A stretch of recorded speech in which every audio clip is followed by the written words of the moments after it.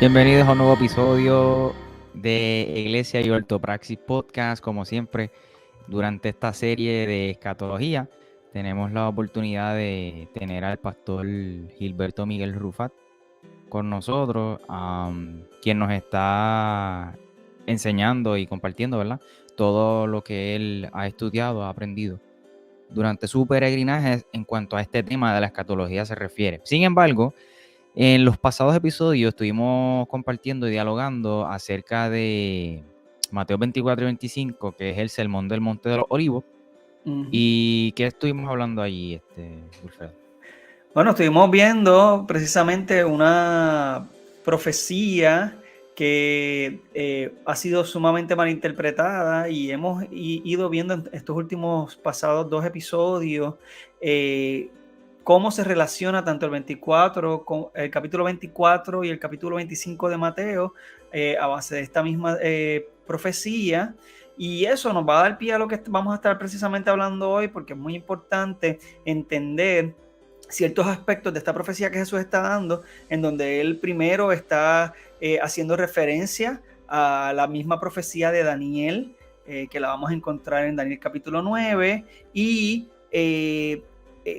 ¿verdad? Habla de la venida del Hijo del Hombre y lo que representa entonces el Hijo del Hombre en este tipo de profecía.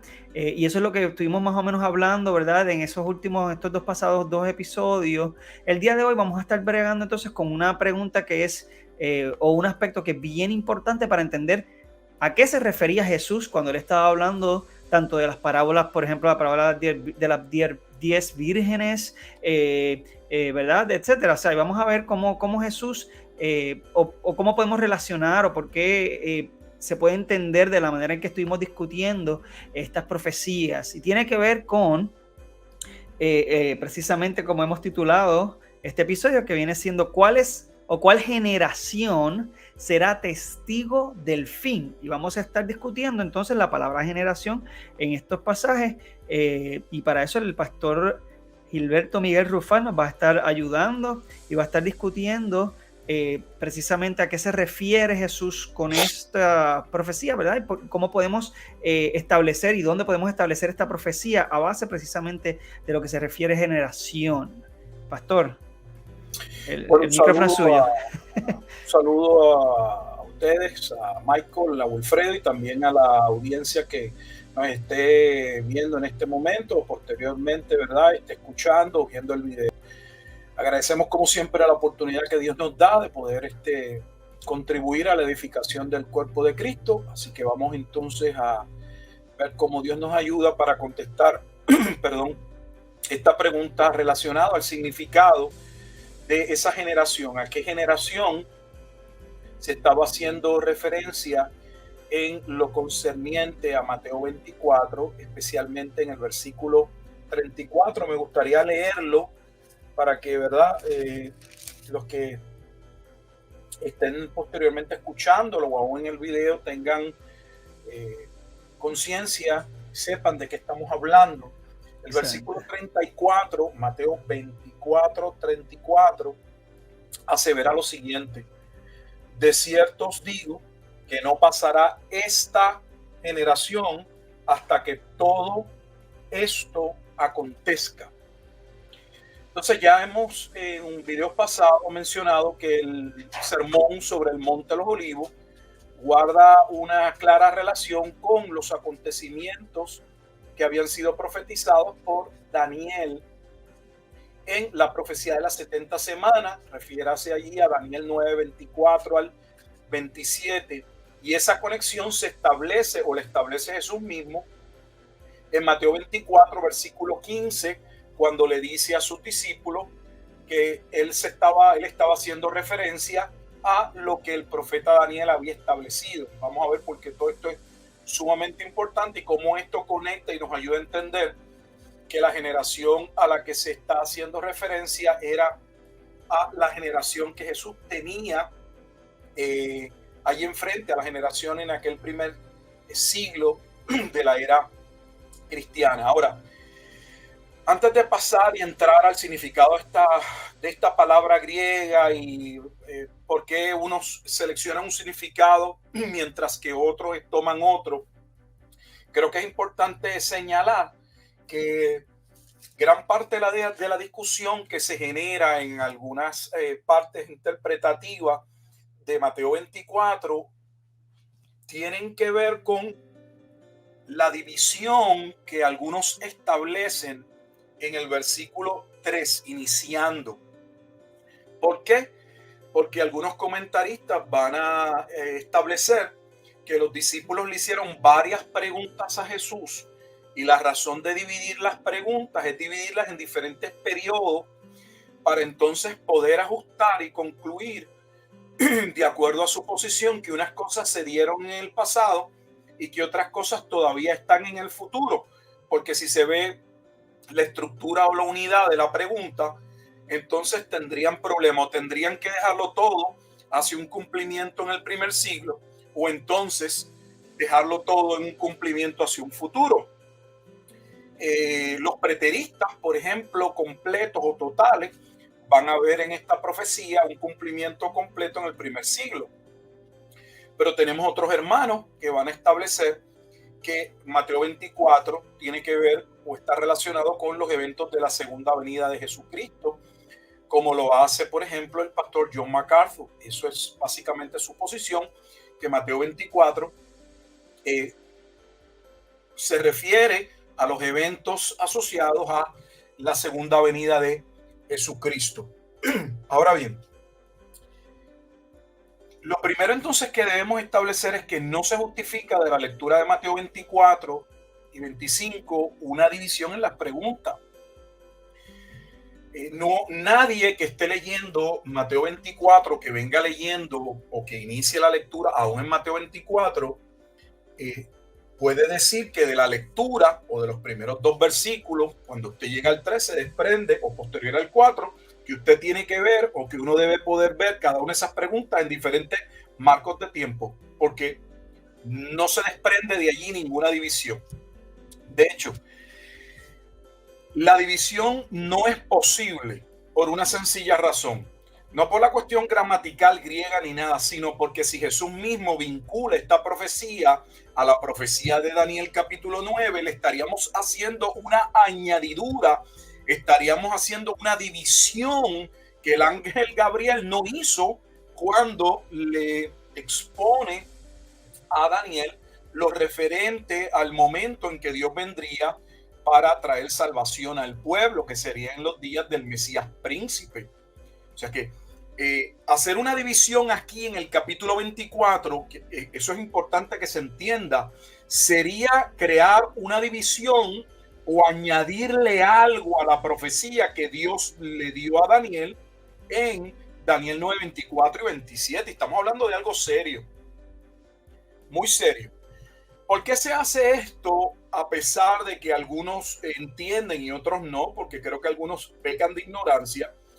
Pero la razón es para ajustarlo a su sistema escatológico. Yo creo que una de las cosas que a las que todos luchamos, Michael y Wilfredo, es con ser objetivos. Porque nunca vamos al texto bíblico ni a ningún asunto con una mente en blanco. Tenemos de alguna manera algunas ideas preconcebidas, alguna forma ya que nosotros hemos interpretado X evento o que lo entendemos, pero por eso mismo digo que debemos tener sumo cuidado al momento de hacer el ejercicio interpretativo, de aunque uno pueda tener una manera de verlo o haya aprendido una manera de interpretar el pasaje, uno debe permitir que sea el ejercicio propio de la investigación, de la conclusión a la que lleguemos basado en esa examinación de los datos, de toda esa prueba que vamos recopilando, como lo hace un investigador.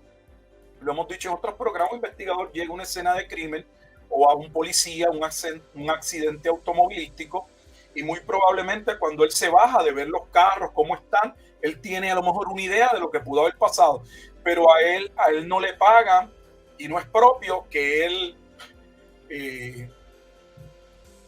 subjetivamente llegue a una interpretación, él tiene que ser objetivo. Para ser objetivo, él tiene que tomar apuntes y tiene que escuchar a cada uno de los testigos, tiene que evaluar, tiene que sopesar la evidencia, tiene que hacer todas las consideraciones para que luego esa evidencia lo lleve a la conclusión final, la que sea. El problema nuestro es que traemos ya una posición escatológica y es la lucha con la que venimos y se entiende. En mi caso particular, que nunca me había dedicado a estudiar el tema de la escatología con profundidad, venía de una línea dispensacionalista premilenialista. Creía en el rapto secreto de la iglesia, eso era lo que prediqué, eso fue lo que creí, lo que prediqué por algún tiempo. Así que lo entiendo y entiendo a nuestros hermanos, pero nuevamente no podemos estar jugando con los pasajes para acomodar a los pasajes a nuestra posición escatológica. De hecho, déjeme decirle algo más y voy a pasar a la generación. Esto es como una introducción. El pasaje tampoco lo permite dentro de su propio esquema escatológico. ¿A qué me refiero? Ellos no pueden estar hablando del fin o interpretar esa generación relacionada al fin, que vamos a hablar ahorita de la palabra fin en otro programa, pero ellos no pueden ver allí un fin en esa generación futura. ¿Por qué? Porque dentro del esquema del rapto, cuando llegue la semana de la tribulación, lo que se da el evento de la segunda venida de Jesucristo, y la segunda venida de Jesucristo no pone fin al mundo, no trae de la mano el estado eterno en esa posición escatológica. Lo que trae de la mano es el milenio. Por lo tanto, aún desde el punto de vista de su propia escuela escatológica y del esquema de eventos que ellos ponen en esa línea de tiempo, luego del rapto de la iglesia, sea antes de la tribulación, sea en medio de la tribulación, sea al final de la tribulación, conduce a la segunda venida de Jesucristo, y luego de la segunda venida de Jesucristo lo que se establece es la era del milenio. Por lo tanto, no cae ni aún en ese propio esquema ese fin. Los judíos tampoco estaban esperando el fin. Nosotros no podemos nunca arrimar o llegar a una interpretación que viola el propio entendimiento de los autores o los testigos oculares de aquella audiencia original a la que Jesús le habló. ¿Por qué? Porque ellos no estaban esperando el fin del mundo. Ellos lo que estaban esperando es que cuando llegara el Mesías, independientemente de los juicios asociados a la llegada del Mesías, lo que estaban esperando era el establecimiento del reino. Y eso se establece aún cuando Jesús se va. Los discípulos todavía le están preguntando: Señor, ¿y cuándo restaurarás el reino de Israel? Ellos no están esperando el fin del mundo, están esperando el reino. Digo todo esto porque es sumamente importante la asociación de la generación con Mateo 24:3 en términos de que se hacen unas divisiones, se crean unas divisiones en la pregunta para tratar de acomodar diferentes partes de la narración a eventos que podrían podrían ser considerados o entendidos como el cumplimiento en el primer siglo y otros para dejarlos en un futuro. ¿Por qué Jesús no puede estar hablando de una generación futura? Primero vamos a empezar con el significado de esa palabra griega, generación. Es la palabra genea, y es una palabra que tiene varios significados. Algunos de los más comunes es descendencia, una prole, que va básicamente una progenie, una raza o nación. Algunos y la palabra generación. En términos de Mateo, que es el libro, ¿verdad?, que estamos examinando, esta palabra generación dentro de ese evangelio específicamente, la palabra generación se usa 10 veces. Es importante porque cuando uno está haciendo un estudio para un exégesis de un pasaje y va a considerar el aspecto de una palabra que es importante, debe buscar cuántas veces esa palabra se utiliza dentro de esa carta o libro para ver cómo el autor la viene utilizando. Entonces, la palabra nuevamente griega aparece en 10 ocasiones. Aparece en Mateo 1:17, Mateo 11:16, en Mateo 12:39, 41, versículo 42 y 45, Estamos hablando del capítulo todavía 12, del 16, versículo 4, en el 17, 17, en el capítulo 23, versículo 36, y en Mateo 24, versículo 34, que es el pasaje que está dentro del sermón del Monte de los Olivos. Ahora bien, de esas 10 ocasiones que se menciona la escritura, ninguna de ellas habla de una generación futura.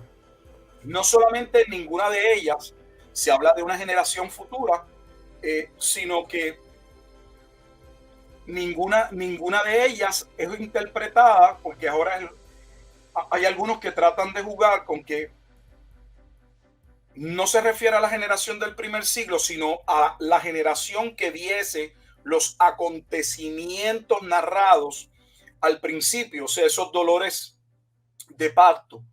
Pero también tenemos otros comentaristas, otros hermanos que lo entienden y dicen que la traducción debe ser esta raza o lo relacionado a esta nación, entiéndase Israel. Pero ahora voy más allá. Cuando buscamos esta palabra en el contenido del Nuevo Testamento, la palabra griega para generación, la palabra genea, es una palabra que aparece unas 42 veces en 37 versículos, y solo en una ocasión, la versión, por ejemplo, King James Version, la versión King James, en Filipenses 2:15, hace le da el significado como si fuese de raza. Y voy a leer el pasaje para que entendamos por qué es el único pasaje en todo el Nuevo Testamento que la versión, por ejemplo, nuevamente King James, asevera o se establece que se puede usar la palabra ahí, generación, se puede ver como significando una raza o la nación. El pasaje dice lo siguiente: para que seáis irreprensibles y sencillos, hijos de Dios sin mancha, en medio de una generación maligna y perversa, en medio de la cual resplandecéis como luminares en el mundo. Así que no se justifica del griego el hacer uso de una palabra aquí en Mateo 24 como raza o nación, cuando el pasaje realmente no va a tono, no sería la lectura natural, y ni tan siquiera esa palabra es de uso común. Lo que estoy estableciendo ni tan siquiera es de uso común en el Evangelio de Mateo, ni es de uso común en el Nuevo Testamento, que se usa 42 veces, y de esas 42 veces solo en una ocasión se le da esa connotación. Entonces, ¿por qué querer usar esa expresión? Uno no agarra un diccionario griego y busca si hay 10 definiciones y trata de tomar aquella que se ajusta a la interpretación de uno. Así no se hace. Si Mateo viene usando la palabra generación en cada momento dentro de su evangelio para hablarle a la generación que tiene a su audiencia allí frente a él, porque entonces queremos llegar a Mateo 24:34 y dar un brinco y decir no es aquella generación, es una generación futura. Michael. He escuchado gente decir que hay profecías que se cumplen en algún momento y como que se vuelven a cumplir de nuevo, como que yo no sé cómo se llama eso, pero profecía de cumplimiento. Exacto, que se cumple más de una vez, exacto, yo lo he escuchado también. Y eso es lo que dicen de Mateo 24. Tienes toda la razón, hay personas que se busca justificar de diferentes maneras, y muchos de los pasajes o las profecías se quieren relacionar siempre a que pueden tener un cumplimiento futuro. Y hay profecías que ciertamente tienen un cumplimiento por lo general parcial, no completo el momento en que se establece la profecía, y posteriormente tienen un cumplimiento total en la persona de Jesucristo. Por ejemplo, cuando estamos en el libro de Isaías, cuando se está hablando de aquel niño que iba a nacer, ciertamente se habla de un niño que nacería del propio Isaías, su esposa, en el tiempo en que Isaías está escribiendo. Pero cuando uno está leyendo la lectura y se habla de ese niño y ve los nombres y ve la obra que va a hacer, va a ver que lo que va a acontecer es mucho más grande y va mucho más allá del tiempo del profeta Isaías. Por lo tanto, hay una parte de esa profecía que guarda relación con la audiencia original, pero hay una parte de esa profecía que tendría cumplimiento como lo establece el propio Nuevo Testamento en Cristo. El problema es que tenemos profecías de esa naturaleza que el mismo Nuevo Testamento nos ayuda a ver que eran profecías de doble cumplimiento, pero se utiliza ese ejemplo, entre otros, para querer usar cualquier profecía que a alguien le convenga y entonces decir, bueno, es que se cumplió aquí, pero también se va a cumplir allá. Se hace con Joel, la profecía de Joel 2, y me refiero al libro de los Hechos en el capítulo 2, cuando claramente Pedro establece, cuando llega la venida del Espíritu Santo, que era el cumplimiento de lo que Joel había establecido, el profeta Joel, en el capítulo 2. Y algunos comentaristas, como eso no va con su entendimiento de cuándo se cumple el nuevo pacto o cuándo acontecen esos sucesos de acuerdo a su orden escatológico, dicen, no, Pedro entonces lo que nos está diciendo que es parecido a lo que va a ocurrir cuando se cumpla lo que Joel habló. Pero eso no es lo que dice el versículo, eso no es lo que se desprende del texto, eso no es lo que dice el pasaje literalmente, lo que uno lee de manera natural mientras uno está leyendo. Realmente es acomodar el pasaje. Yo le llamo hacer malabares teológicos para acomodar el texto dentro de mi posición escatológica o de mi entendimiento. Así que yo entiendo, para resumir, que esa palabra generación, si usamos la palabra generación y la buscamos en un diccionario, ciertamente hay cabida para que pueda significar raza o nación, como algunos aseveran.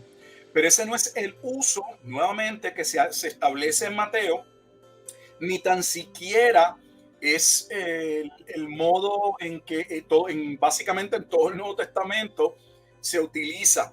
¿Por qué utilizar entonces casi una excepción a la regla para hacerle una regla ahí? No se justifica bajo ninguna circunstancia. Encima de eso, en griego, esta generación usa un pronombre demostrativo que claramente establece que esta está refiriéndose a la generación a la que Jesús le habla. No hay ninguna entonces razón para concluir. De hecho, pueden buscar y básicamente no existe. Usted no tiene que saber griego, pero un ejercicio cuando uno no domina el griego, yo no lo domino, es ver las Biblias, cómo han sido traducidas, las traducciones que conocemos que son traducciones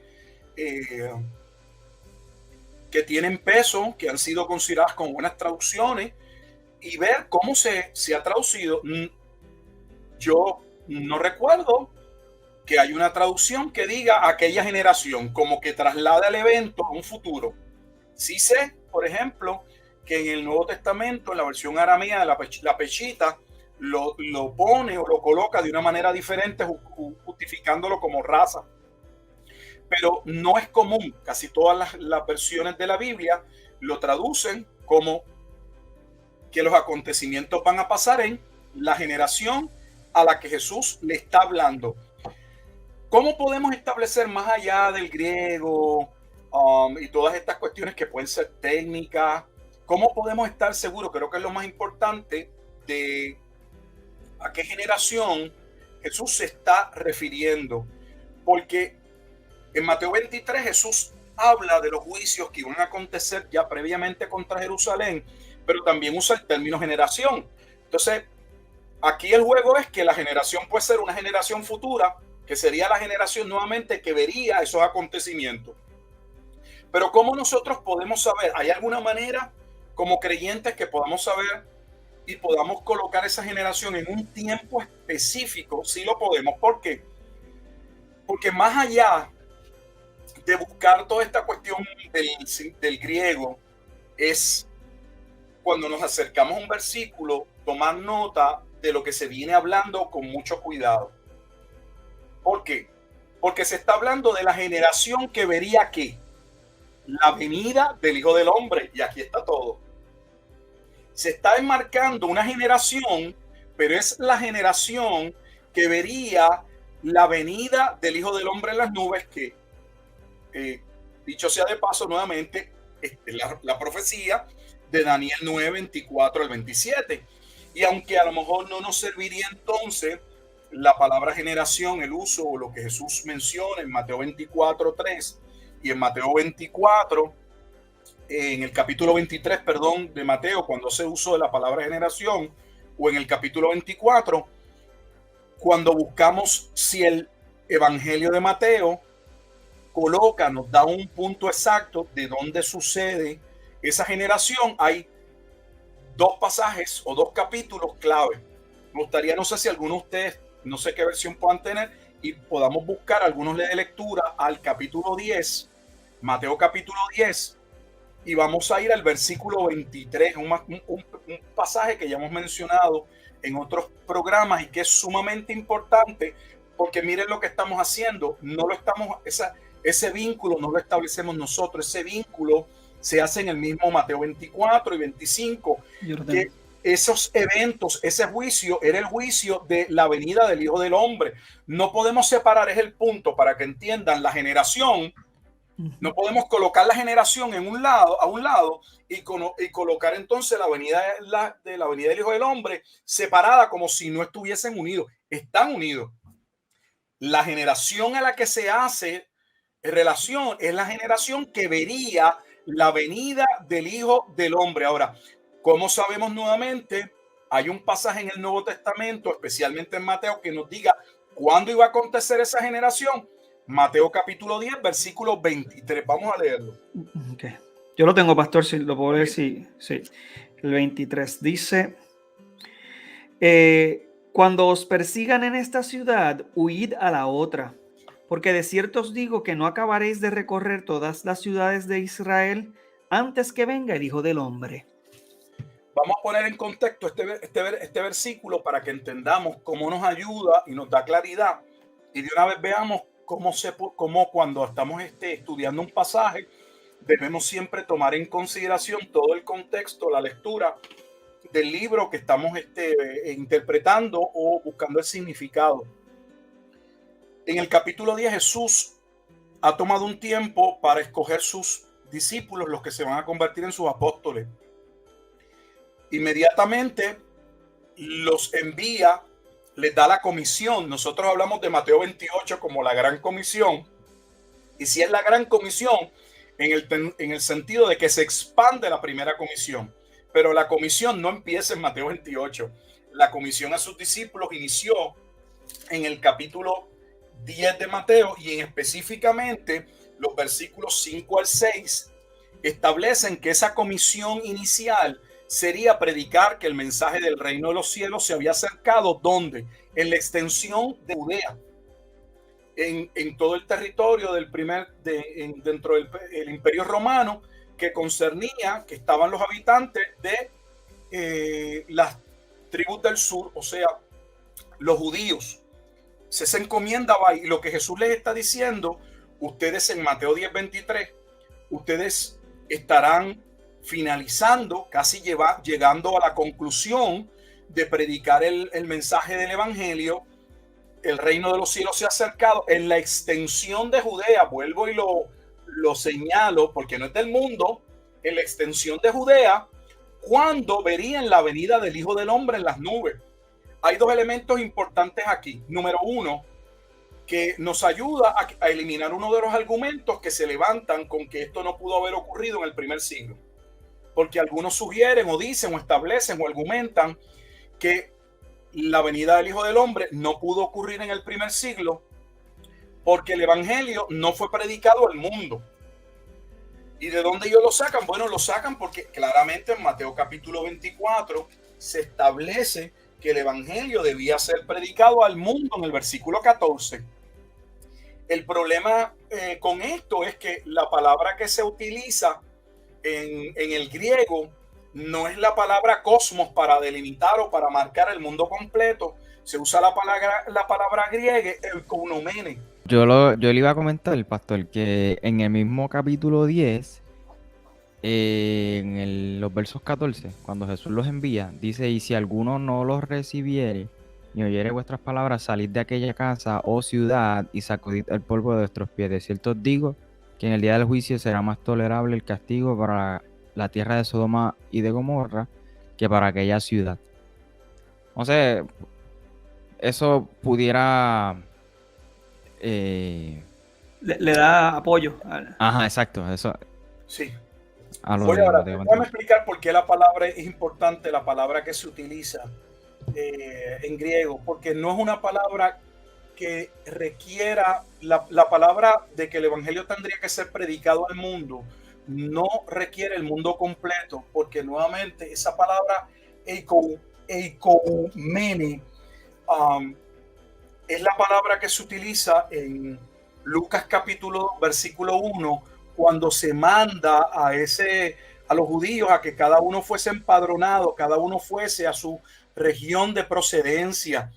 Y aunque allí se traduce como que todo el mundo debía hacer y cumplir, obviamente ese mundo estaba limitado al Imperio Romano, solo a la extensión del Imperio Romano. Al Imperio Romano le hubiese gustado taxar a todo el mundo, pero realmente no se refería al mundo, sino que esa palabra estaba una vez más limitada a la extensión del Imperio Romano. Pero mi argumento es que aún en Mateo 10:23, más allá de todo el Imperio Romano, la primera encomienda que Jesús le va a dar a sus discípulos, él la está restringiendo en los versículos 5 y 6 de Lucas 10 al área de Judea. Y les está diciendo, no al mundo completo, que cuando ellos estuvieran llevando el evangelio a toda la extensión que comprendía Judea del primer siglo dentro del Imperio Romano, entonces en el versículo 23 se establece que ellos verían la venida del Hijo del Hombre. Eso elimina el argumento de que no se pudo cumplir porque el evangelio nunca se ha predicado al mundo. Es que el pasaje no está colocado donde que el evangelio tenía necesariamente que alcanzar a toda tribu, toda raza del globo completo. En ese momento en particular no lo requiere el pasaje, nuevamente porque era la extensión de Judea. Esa es la razón por la que Pablo menciona en Romanos capítulo 1 versículo 16 que el evangelio sería predicado primeramente ¿a quién? A los judíos, porque eso viene de la encomienda que Jesús le había dado a sus discípulos. No salgan de Jerusalén, no solo hasta que no hayan sido investidos de poder, sino hasta que no cumpliesen primero con que el evangelio debía llegar primero a Judea, luego a Samaria y posteriormente a los confines de la tierra. Pero con relación a esa generación que vería la venida del Hijo del Hombre, lo que debía comprender donde el evangelio debía llegar era a la expresión al territorio de Judea.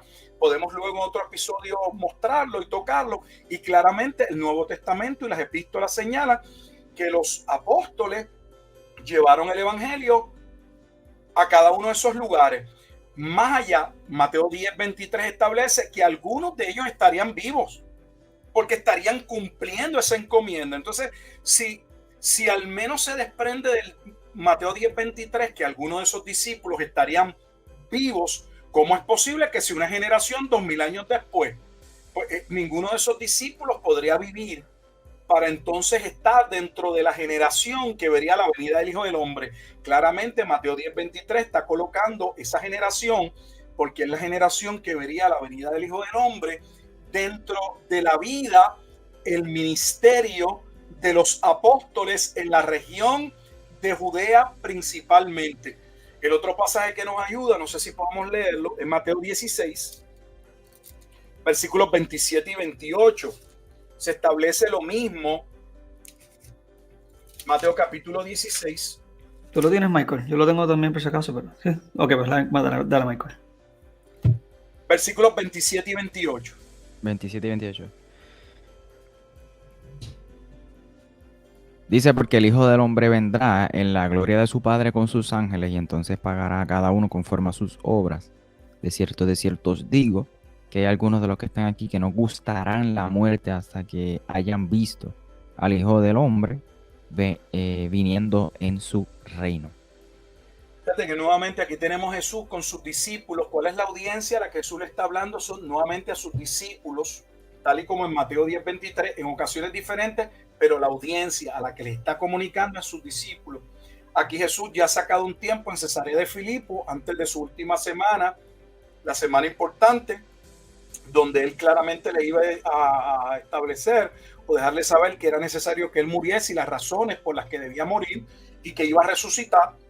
Y les señala en el versículo 27, porque el Hijo del Hombre vendrá en la gloria de su Padre con sus ángeles a que a pagar a cada uno conforme a sus obras. O sea, está hablando del día de la retribución, el día en que Dios vendría a ajustar cuentas con el pueblo, que es exactamente el pasaje paralelo a Mateo 24.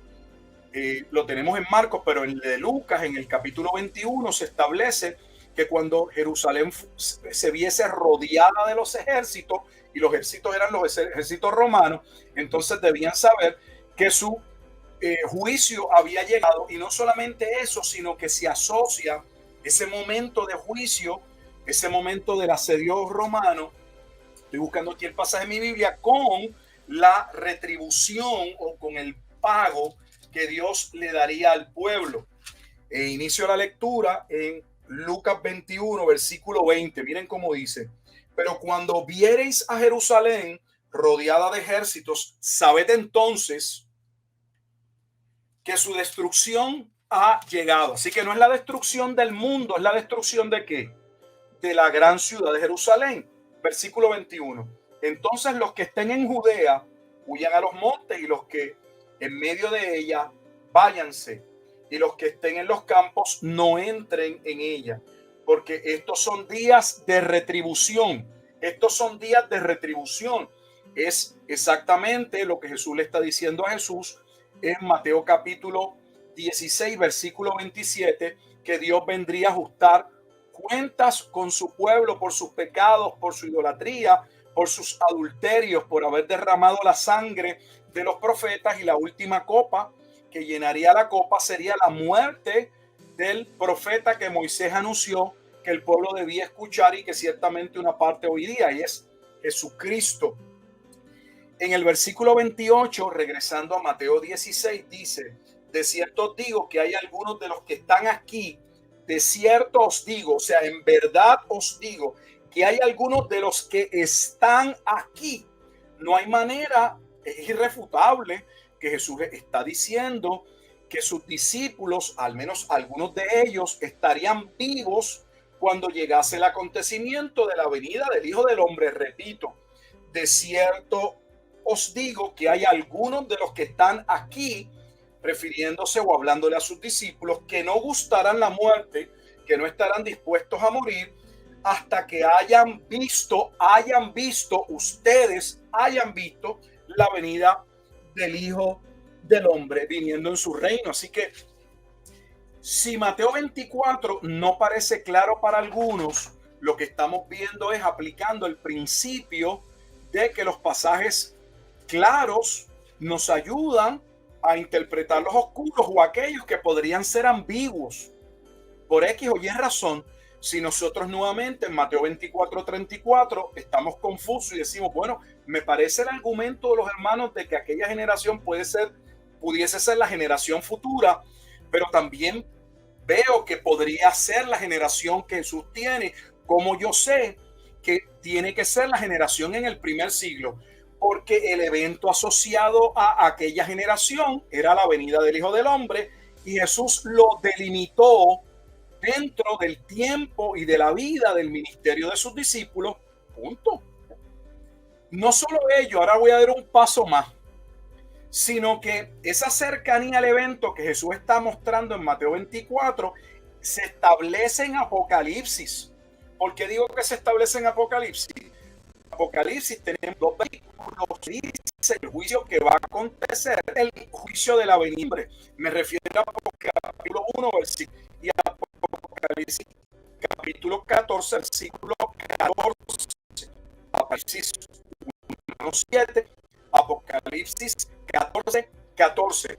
Y es irrefutable que ese evento de la venida del Hijo del Hombre en las nubes está colocado como que debe ocurrir en un tiempo claramente cercano a la audiencia a la que se dirige el libro de la poesía. Apocalipsis 1:1 dice las cosas que deben suceder pronto. Apocalipsis 1:13 el tiempo está cerca. Apocalipsis 2:5 vendré pronto a ti. Apocalipsis 2:16 vendré a ti pronto. Apocalipsis 3:11 yo vengo pronto. Apocalipsis 11:14 viene pronto. Apocalipsis 22:6 las cosas que deben suceder pronto. Apocalipsis 22:7 aquí vengo pronto. Apocalipsis 22:10 porque el tiempo está cerca. Apocalipsis 22:12 aquí yo vengo pronto. Apocalipsis 22:20 ciertamente vengo en breve. No sé cómo cada una de esas expresiones que señalan que lo que va a ocurrir es cercano, por eso se le hace el llamado a la iglesia a entender el tiempo en que están viviendo y luego colocar esto hacia un futuro donde han pasado 2000 años y donde colocar ese espacio, que es colocar un gap, una separación entre esos dos eventos, una vez más, me reitero en lo que dije al principio, sería colocarle algo a la profecía de Daniel 9:24 al 27 que no contiene la profecía. Porque en ningún lugar el ángel Gabriel le dice a Daniel, mira Daniel, hasta esta semana los eventos van a ir ocurriendo, pero cuando llegue este evento, aquí hay una pausa. Aquí hay un tiempo indeterminado en el que no se va a continuar con la profecía hasta que ocurra este otro evento. Eso no se desprende de la profecía de las 70 semanas. ¿Quieren aportar algo, compartir algo hasta ahí? Sí, de hecho, yo quería primero hacerle, quiero hacerle varias preguntas.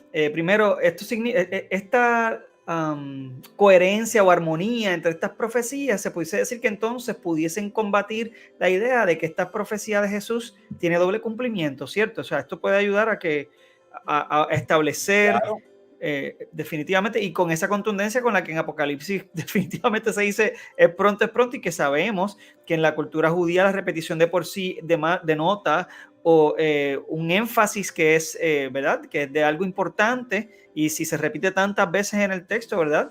Pues denota que es importante. Ahora, sí quería hacer una pregunta relacionada a lo que le preguntó Michael, porque era una pregunta que quería hacerle en el último episodio y a mí se me olvidó con toda honestidad, que tiene que ver con las profecías de doble cumplimiento, porque es algo que utilizan mucho precisamente con este pasaje que ya hemos visto que obviamente, ¿verdad?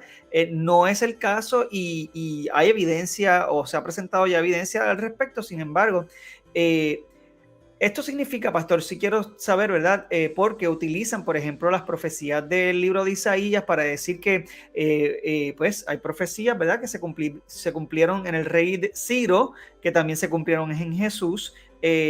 Le pregunto, entonces, ¿existen las profecías de doble cumplimiento?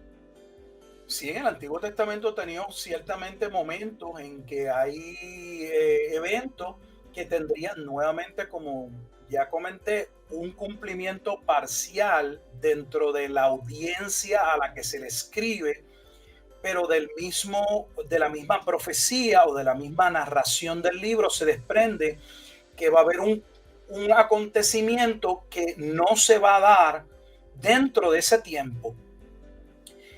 Cuando estudiamos a Ciro, por ejemplo, estamos hablando de Isaías capítulo 44 al final y al inicio del capítulo 45.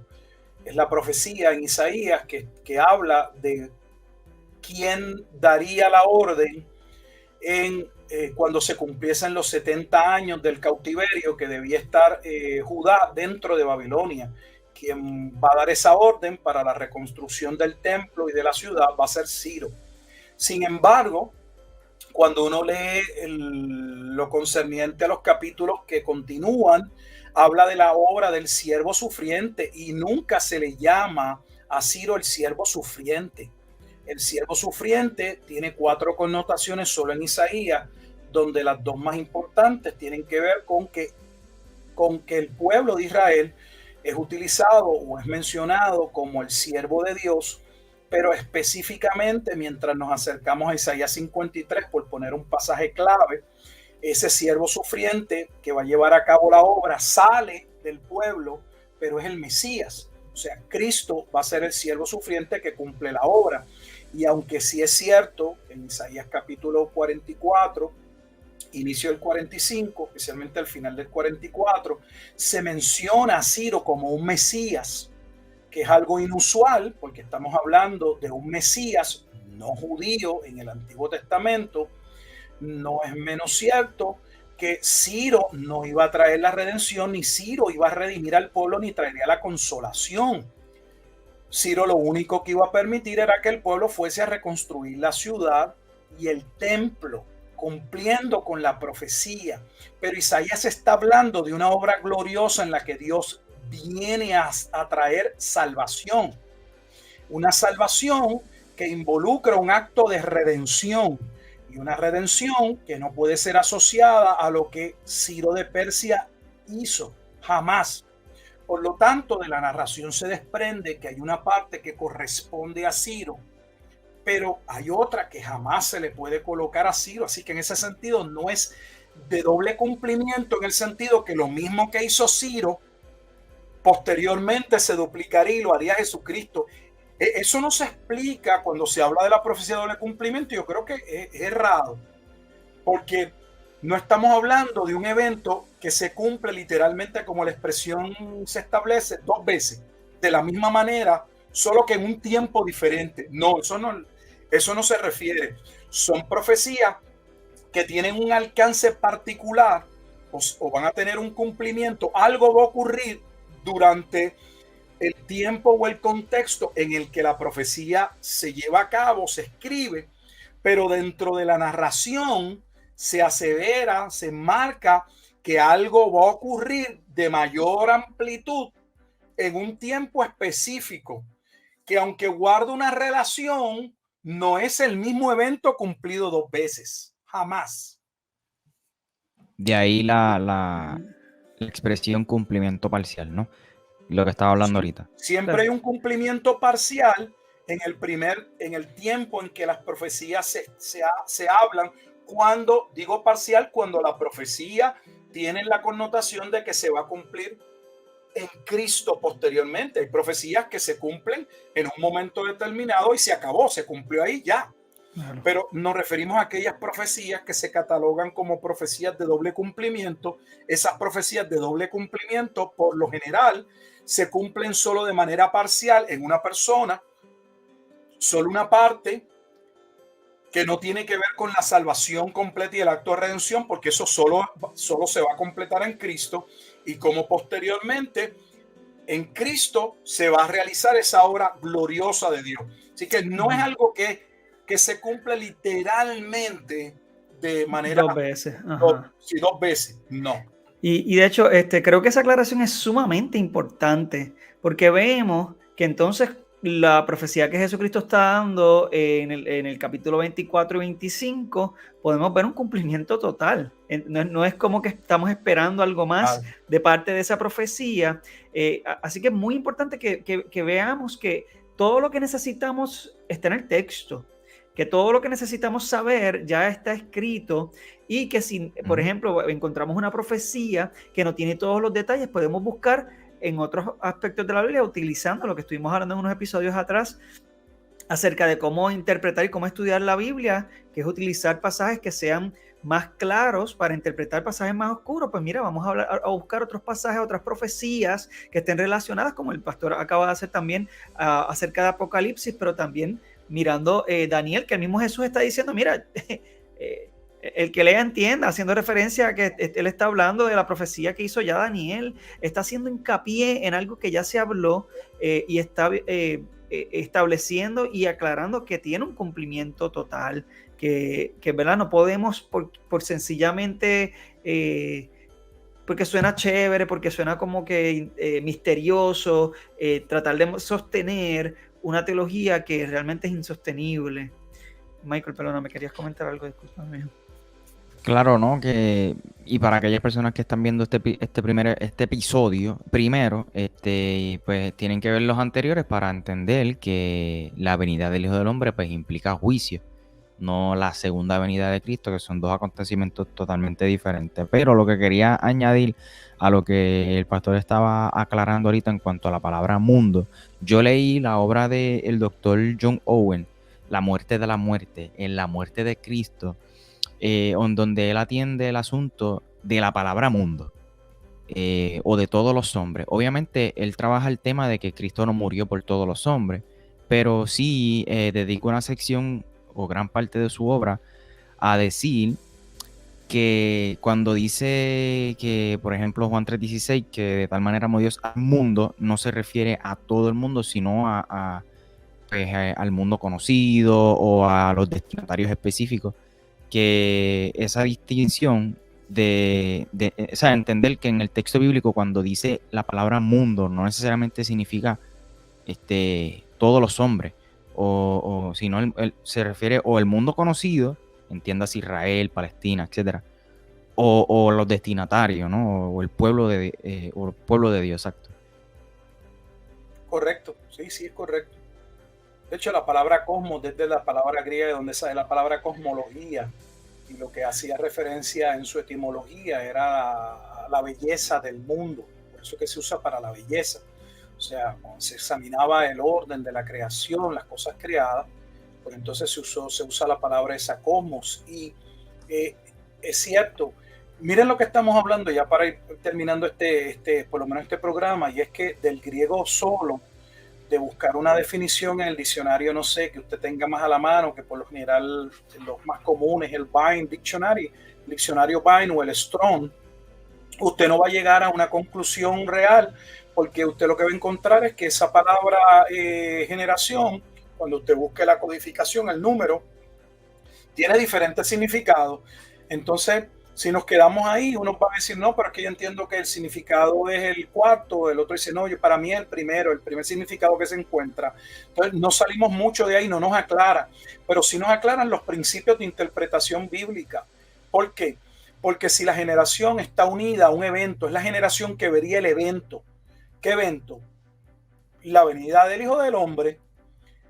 Entonces, yo lo único que necesito saber es, debo buscar donde aparece la venida del Hijo del Hombre en el Evangelio de Mateo y ver si hay algún pasaje que sea más claro y que me diga cuándo ese evento va a ocurrir. Y tenemos no menos de 2 pasajes que claramente identifican que esa venida del Hijo del Hombre iba a ocurrir dentro de la vida de al menos de alguno de sus discípulos. Entonces, no podemos sacar esa venida del Hijo del Hombre y trasladarla 2000 años después, porque ninguno de los discípulos vivió más allá del siglo I. Punto. Entonces tenemos la corroboración, por ejemplo, como hicimos con Apocalipsis, porque el evento juicio que está por suceder es el de la venida del Hijo del Hombre. De hecho, solamente tienen que ir a Apocalipsis capítulo 14. Apocalipsis capítulo 14 es el Hijo del Hombre viniendo a juzgar a su viña. Es la viña de Isaías capítulo 5. Que Dios vendría en juicio contra ella. Y la escritura dice que esa viña no era el mundo, esa viña era Israel. Entonces, no es un juicio sobre el mundo, es un juicio sobre Israel. Pero no se entiende. ¿Por qué? Pues porque hay un concepto de que se ponen todos los huevos en la misma canasta y se entiende que cada vez que se está hablando del juicio, es el juicio final. No, el juicio al que se está haciendo referencia era el juicio sobre la casa rebelde o adúltera del pueblo judío, juicio que ya había acontecido en el pasado cuando sucedió la destrucción del primer templo y donde ocurrió la desolación de Jerusalén, porque tenemos una referencia antiguo testamentaria al evento que ocurre dentro del imperio babilónico. El primer templo es destruido en el año 586. Así que eso ahora está diciendo que el templo va a ser nuevamente destruido y no es algo nuevo que los discípulos estaban escuchando, porque esa profecía ya estaba colocada en la profecía de las 70 semanas, específicamente en los últimos 2 versículos. En Daniel 9, 26 y 27 hablaba de la desolación y la destrucción del templo. O sea, los judíos sabían, sus discípulos sabían a qué Jesús se estaba refiriendo. Ninguno de ellos le preguntó, oye, ¿y eso de la destrucción del templo? ¿Dónde está eso? Pues nunca habíamos escuchado que el templo que lo iban a destruir, ¿verdad que no? Solo preguntaron cuán cercano estaba ese evento. Y lo que Jesús está diciéndole es, va a pasar en esta generación. ¿Qué más necesitamos? Por eso es lo que muchas veces nuestro problema no es tanto de que el texto sea confuso y no podamos ver lo que naturalmente en una lectura se desprendería de ella, sino porque venimos con una mente preconcebida, queremos imponerle nuestra posición o esquema escatológico y acomodar los pasajes a que, bueno, pues mira, si lo pongo de doble cumplimiento, digo que todo ocurrió en el año 70, pero también puedo verlo todavía como ocurriendo 7 años antes de la segunda venida de Jesucristo, y también tengo el rapto en el mismo paquete. Sí. Y yo creo que eso es definitivamente muy importante, verlo todo siempre en contexto. Y estuvimos hablando cuando estuvimos también discutiendo el Sermón del Monte de los Olivos en el 24 y 25 de Mateo, que realmente también esto se relaciona a otros mensajes que el mismo Jesús había dado, como cuando hizo los ayes en las ciudades contra Tiro, Sidón, Tiatira, etcétera, y dice que, ¿verdad?, el castigo sería más tolerable para Sodoma y Gomorra, como también lo vimos ahí en el pasaje que leyó Michael del capítulo 10 de Mateo, que el día del juicio, y está haciendo referencia a un juicio que quedó marcado en la historia, no es algo que realmente estamos esperando que suceda, sino que Jesús, delante de unas ciudades en particular, en el momento en particular, está diciendo, esto va a ocurrir aquí, y qué pena que va a ocurrir, porque Jesucristo vino a tratar o a predicarles, y ellos, mira, no vieron los milagros, vieron todo eso, y realmente no se reconciliaron con su Dios o con el Dios que ellos clamaban ser sus hijos, y entonces por eso es que el juicio vendría siendo sobre el pueblo de Israel. Sí, pues. Gracias, pastor. Vamos entonces cerrando este capítulo. Le agradecemos como siempre por su sintonía y le invitamos a que nos vean en el próximo episodio, que vamos a estar tocando un tema muy, muy, muy relacionado a así que espero que lo hayan disfrutado.